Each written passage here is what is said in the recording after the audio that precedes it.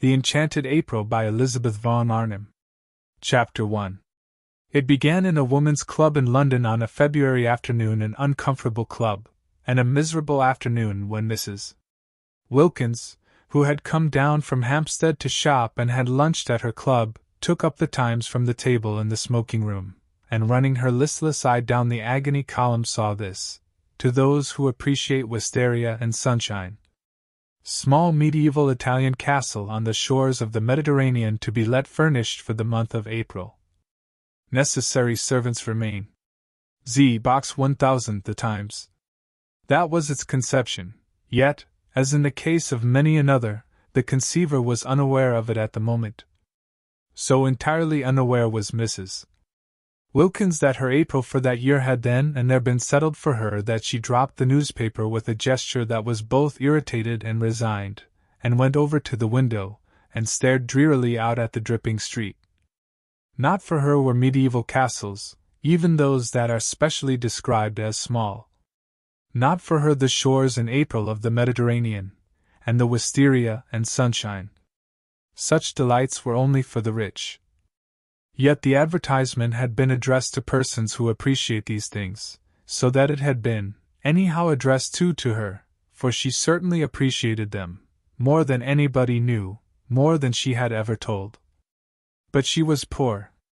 In the whole world she possessed of her very own only £90, saved from year to year, put by carefully pound by pound, out of her dress allowance. She had scraped this sum together at the suggestion of her husband as a shield and refuge against a rainy day. Her dress allowance, given her by her father, was £100 a year, so that Mrs. Wilkins's clothes were what her husband, urging her to save, called modest and becoming, and her acquaintance to each other, when they spoke of her at all, which was seldom for she was very negligible, called a perfect sight. Mr. Wilkins, a solicitor, encouraged thrift, except that branch of it which got into his food. He did not call that thrift, he called it bad housekeeping. But for the thrift which, like moth, penetrated into Mrs. Wilkins's clothes and spoilt them, he had much praise. "You never know," he said, "when there will be a rainy day, and you may be very glad to find you have a nest egg. Indeed we both may." Looking out of the club window into Shaftesbury Avenue, hers was an economical club, but convenient for Hampstead, where she lived, and for Shoolbred's, where she shopped. Mrs. Wilkins, having stood there some time very drearily, her mind's eye on the Mediterranean in April, and the wisteria, and the enviable opportunities of the rich, while her bodily eye watched the really extremely horrible sooty rain falling steadily on the hurrying umbrellas and splashing omnibuses, suddenly wondered whether perhaps this was not the rainy day Mellersh was Mr. Wilkins had so often encouraged her to prepare for, and whether to get out of such a climate and into the small medieval castle wasn't perhaps what Providence had all along intended her to do with her savings. Part of her savings, of course, perhaps quite a small part. The castle, being medieval, might also be dilapidated, and dilapidations were surely cheap. She wouldn't in the least mind a few of them, because you didn't pay for dilapidations which were already there. On the contrary, by reducing the price you had to pay they really paid you. But what nonsense to think of it! She turned away from the window with the same gesture of mingled irritation and resignation with which she had laid down the Times, and crossed the room towards the door with the intention of getting her mackintosh and umbrella and fighting her way into one of the overcrowded omnibuses and going to Shoolbred's on her way home and buying some soles for Mellersh's dinner. Mellersh was difficult with fish and liked only soles, except salmon. When she beheld Mrs. Arbuthnot, a woman she knew by sight as also living in Hampstead and belonging to the club, sitting at the table in the middle of the room on which the newspapers and magazines were kept, absorbed, in her turn, in the first page of the Times. Mrs. Wilkins had never yet spoken to Mrs. Arbuthnot, who belonged to one of the various church sets, and who analyzed, classified, divided, and registered the poor, whereas she and Mellersh, when they did go out, went to the parties of impressionist painters, of whom in Hampstead there were many. Mellersh had a sister who had married one of them and lived up on the heath, and because of this alliance Mrs. Wilkins was drawn into a circle which was highly unnatural to her, and she had learned to dread pictures. She had to say things about them, and she didn't know what to say. She used to murmur, "Marvelous!" and feel that it was not enough. But nobody minded. Nobody listened. Nobody took any notice of Mrs. Wilkins. She was the kind of person who is not noticed at parties. Her clothes, infested by thrift, made her practically invisible. Her face was non-arresting. Her conversation was reluctant. She was shy. And if one's clothes and face and conversation are all negligible, thought Mrs. Wilkins, who recognized her disabilities, what, at parties, is there left of one? Also, she was always with Wilkins, that clean-shaven, fine-looking man, who gave a party, merely by coming to it, a great air. Wilkins was very respectable. He was known to be highly thought of by his senior partners. His sister's circle admired him. He pronounced adequately intelligent judgments on art and artists. He was pithy, he was prudent, he never said a word too much, nor, on the other hand, did he ever say a word too little. He produced the impression of keeping copies of everything he said, and he was so obviously reliable that it often happened that people who met him at these parties became discontented with their own solicitors, and after a period of restlessness extricated themselves and went to Wilkins. Naturally, Mrs. Wilkins was blotted out. She, said his sister, was something herself of the judicial, the digested, and the final in her manner, should stay at home. But Wilkins could not leave his wife at home. He was a family solicitor, and all such have wives and show them. With his in the week he went to parties, and with his on Sundays he went to church. Being still fairly young, he was 39 and ambitious of old ladies, of whom he had not yet acquired in his practice a sufficient number. He could not afford to miss church, and it was there that Mrs. Wilkins became familiar, though never through words, with Mrs. Arbuthnot. She saw her marshalling the children of the poor into pews. She would come in at the head of the procession from the Sunday school exactly 5 minutes before the choir, and get her boys and girls neatly fitted into their allotted seats, and down on their little knees in their preliminary prayer, and up again on their feet just as, to the swelling organ, the vestry door opened, and the choir and clergy, big with the litanies and commandments they were presently to roll out, emerged. She had a sad face, yet she was evidently efficient. The combination used to make Mrs. Wilkins wonder, for she had been told by Mellersh, on days when she had only been able to get place, that if one were efficient one wouldn't be depressed, and that if one does one's job well one becomes automatically bright and brisk. About Mrs. Arbuthnot there was nothing bright and brisk, though much in her way with the Sunday school children that was automatic. But when Mrs. Wilkins, turning from the window, caught sight of her in the club, she was not being automatic at all, but was looking fixedly at one portion of the first page of the Times, holding the paper quite still, her eyes not moving. She was just staring, and her face, as usual, was the face of a patient and disappointed Madonna. Mrs. Wilkins watched her a minute, trying to screw up courage to speak to her. She wanted to ask her if she had seen the advertisement. She did not know why she wanted to ask her this, but she wanted to. How stupid not to be able to speak to her. She looked so kind. She looked so unhappy. Why couldn't two unhappy people refresh each other on their way through this dusty business of life by a little talk, real, natural talk, about what they felt, what they would have liked, what they still tried to hope? And she could not help thinking that Mrs. Arbuthnot, too, was reading that very same advertisement. Her eyes were on the very part of the paper. Was she, too, picturing what it would be like, the color, the fragrance, the light, the soft lapping of the sea among little hot rocks? Color, fragrance, light, sea, instead of Shaftesbury Avenue, and the wet omnibuses, and the fish department at Shoolbred's, and the tube to Hampstead, and dinner, and tomorrow the same, and the day after the same, and always the same. Suddenly Mrs. Wilkins found herself leaning across the table. "Are you reading about the medieval castle and the wisteria?" she heard herself asking. Naturally, Mrs. Arbuthnot was surprised, but she was not half so much surprised as Mrs. Wilkins was at herself for asking. Mrs. Arbuthnot had not yet to her knowledge set eyes on the shabby, lank, loosely put-together figure sitting opposite her, with its small freckled face and big gray eyes almost disappearing under a smashed-down wet-weather hat, and she gazed at her a moment without answering. She was reading about the medieval castle and the wisteria, or rather had read about it 10 minutes before, and since then had been lost in dreams of light, of color, of fragrance, of the soft lapping of the sea among little hot rocks. "Why do you ask me that?" she said in her grave voice, for her training of and by the poor had made her grave and patient. Mrs. Wilkins flushed and looked excessively shy and frightened. "Oh, only because I saw it too, and I thought somehow," she stammered. Whereupon Mrs. Arbuthnot, her mind being used to getting people into lists and divisions, from habit considered, as she gazed thoughtfully at Mrs.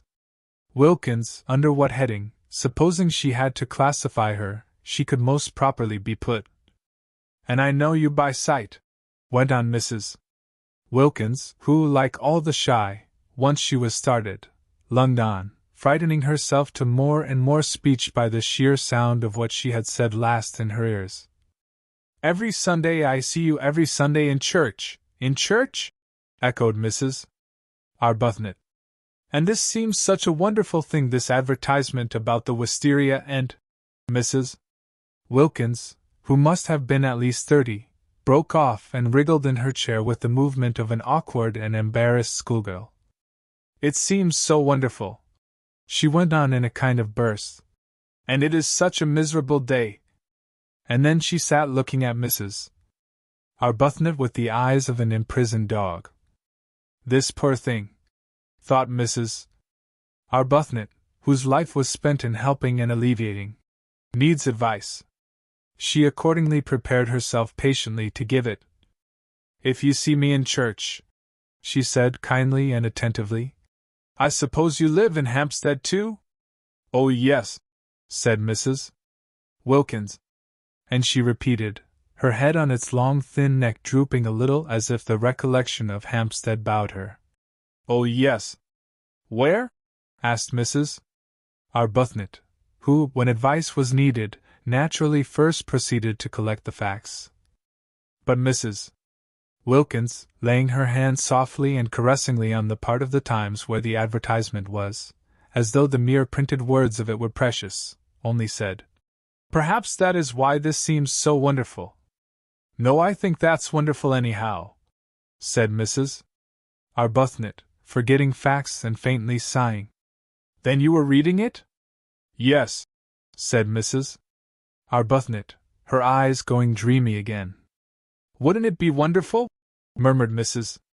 Wilkins. "Wonderful," said Mrs. Arbuthnot.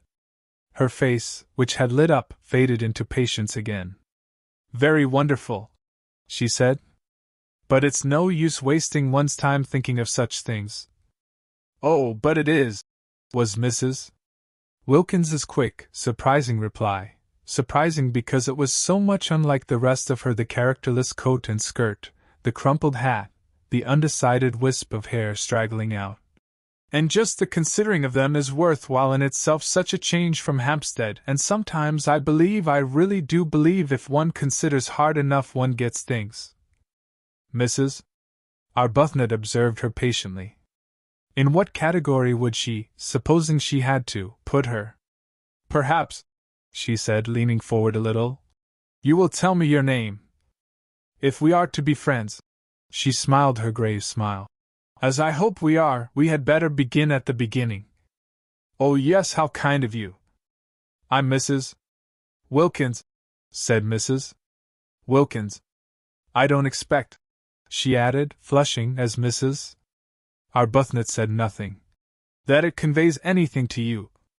Sometimes it doesn't seem to convey anything to me either. But she looked round with a movement of seeking help. I am Mrs. Wilkins.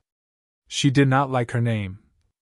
It was a mean, small name, with a kind of facetious twist, she thought, about its end like the upward curve of a pugdog's tail. There it was, however. There was no doing anything with it. Wilkins she was, and Wilkins she would remain, and though her husband encouraged her to give it on all occasions as Mrs. Mellersh Wilkins, she only did that when he was within earshot, for she thought Mellersh made Wilkins worse, emphasizing it in the way Chatsworth on the gate-posts of a villa emphasizes the villa. When first he suggested she should add Mellersh, she had objected for the above reason, and after a pause Mellersh was much too prudent to speak except after a pause, during which presumably he was taking a careful mental copy of his coming observation. He said, much displeased, "But I am not a villa," and looked at her as he looks who hopes, for perhaps the 100th time, that he may not have married a fool. Of course he was not a villa, Mrs. Wilkins assured him. She had never supposed he was, she had not dreamed of meaning. She was only just thinking. The more she explained, the more earnest became Mellish's hope, familiar to him by this time, for he had then been a husband for 2 years, that he might not by any chance have married a fool, and they had a prolonged quarrel, if that can be called a quarrel which is conducted with dignified silence on one side and earnest apology on the other, as to whether or no Mrs. Wilkins had intended to suggest that Mr. Wilkins was a villa. I believe, she had thought when it was at last over, it took a long while, that anybody would quarrel about anything when they'd not left off being together for a single day for 2 whole years. What we both need is a holiday. My husband, went on Mrs. Wilkins to Mrs. Arbuthnot, trying to throw some light on herself, is a solicitor. She cast about for something she company. I'd say elucidatory of Mellersh, and found. He's very handsome. Well, said Mrs. Arbuthnot kindly, that must be a great pleasure to you. Why? Asked Mrs. Wilkins. Because, said Mrs. Arbuthnot, a little taken aback, for constant intercourse with the poor had accustomed her to have her pronouncements accepted without question. Because beauty, handsomeness, is a gift like any other, and if it is properly used. She trailed off into silence. Mrs. Wilkins's great grey eyes were fixed on her, and it seemed suddenly to Mrs. Arbuthnot that perhaps she was becoming crystallized into a habit of exposition, and of exposition after the manner of nursemaids, through having an audience that couldn't but agree, that would be afraid, if it wished to interrupt, that didn't know, that was, in fact, at her mercy. But Mrs. Wilkins was not listening, for just then, absurd as it seemed, a picture had flashed across her brain, and there were 2 figures in it sitting together under a great trailing wisteria that stretched across the branches of a tree she didn't know, and it was herself and Mrs. Arbuthnot. She saw them. And behind them, bright in sunshine, were old grey walls, the medieval castle. She saw it, they were there. She therefore stared at Mrs. Arbuthnot and did not hear a word she said. And Mrs. Arbuthnot stared too at Mrs. Wilkins, arrested by the expression on her face, which was swept by the excitement of what she saw, and was as luminous and tremulous under it as water in sunlight when it is ruffled by a gust of wind. At this moment, if she had been at a party, Mrs. Wilkins would have been looked at with interest. They stared at each other, Mrs. Arbuthnot surprised, inquiringly, Mrs. Wilkins with the eyes of someone who has had a revelation. Of course. That was how it could be done.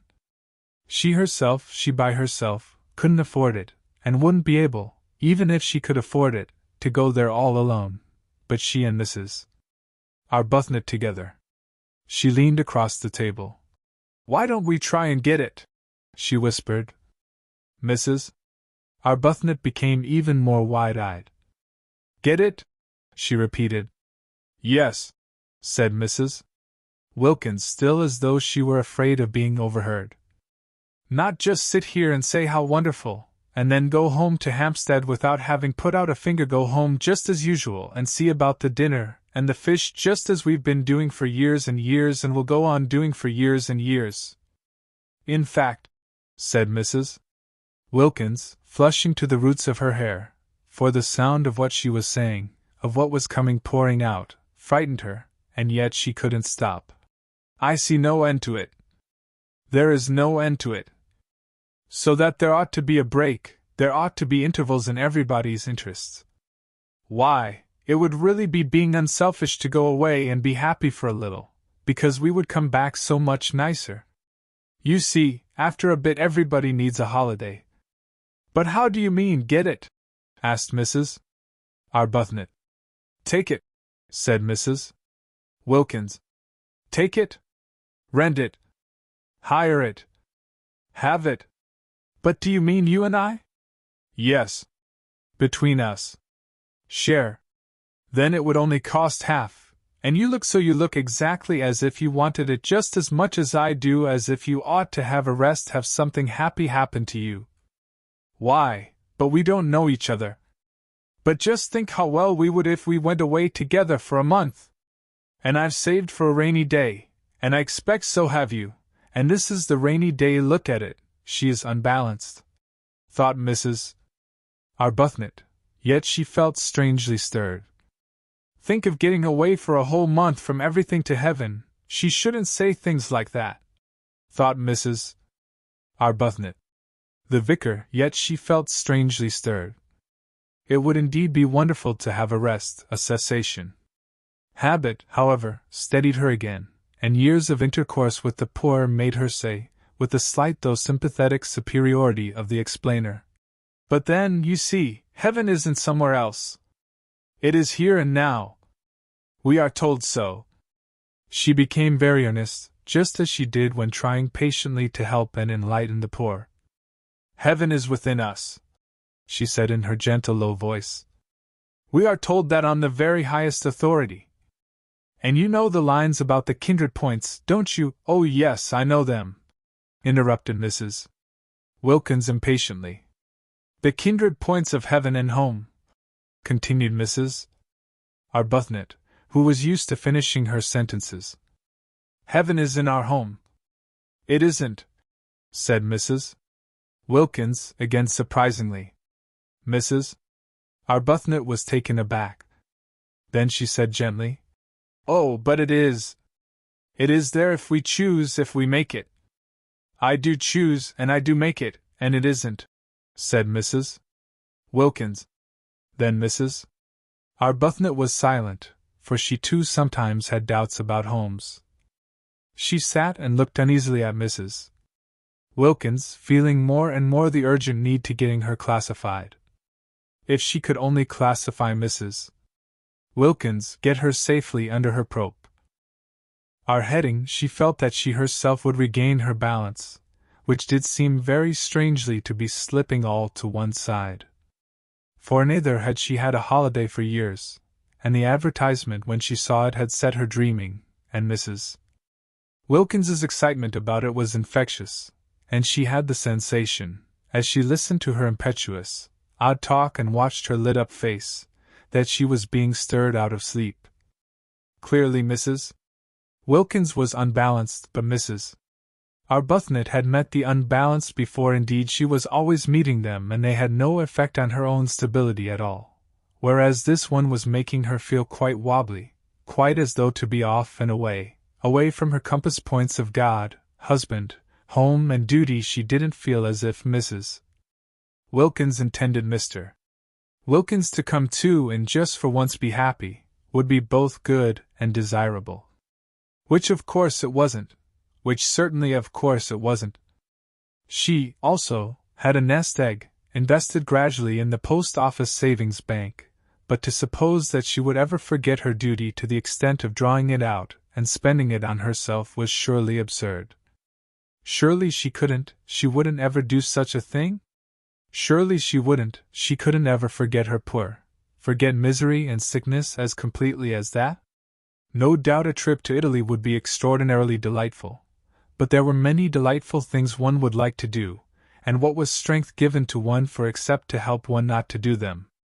Steadfast as the points of the compass to Mrs. Arbuthnot were the great 4 facts of life: God, husband, home, duty. She had gone to sleep on these facts years ago, after a period of much misery, her head resting on them as on a pillow, and she had a great dread of being awakened out of so simple and untroublesome a condition. Therefore it was that she searched with earnestness for a heading under which to put Mrs. Wilkins, and in this way illumine and steady her own mind, and sitting there looking at her uneasily after her last remark, and feeling herself becoming more and more unbalanced and infected, she decided pro tem, as the vicar said at meetings, to put her under the heading nerves. It was just possible that she ought to go straight into the category hysteria, which was often only the antechamber to lunacy, but Mrs. Arbuthnot had learned not to hurry people into their final categories, having on more than one occasion discovered with dismay that she had made a mistake, and how difficult it had been to get them out again, and how crushed she had been with the most terrible remorse.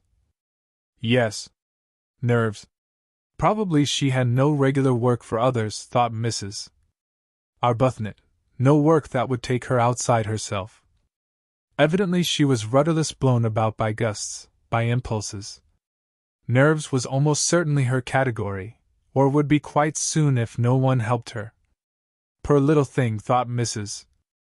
Arbuthnot, her own balance returning hand in hand with her compassion, and unable, because of the table, to see the length of Mrs. Wilkins's legs. All she saw was her small, eager, shy face, and her thin shoulders, and the look of childish longing in her eyes for something that she was sure was going to make her happy. No, such things didn't make people happy, such fleeting things. Mrs. Arbuthnot had learned in her long life with Frederick he was her husband, and she had married him at 20, and was not 33, where alone true joys are to be found. They are to be found, she now knew, only in daily, in hourly, living for others. They are to be found only hadn't she over and over again taken her disappointments and discouragements there, and come away comforted? At the feet of God. Frederick had been the kind of husband whose wife betakes herself early to the feet of God. From him to them had been a short though painful step.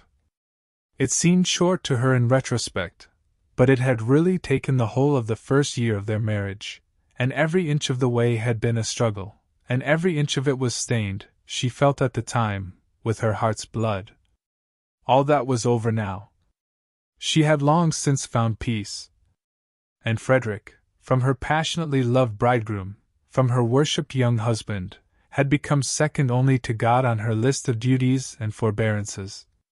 There he hung, the second in importance, a bloodless thing bled white by her prayers. For years she had been able to be happy only by forgetting happiness. She wanted to stay like that.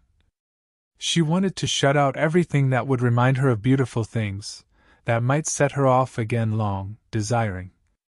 "I'd like so much to be friends," she said earnestly.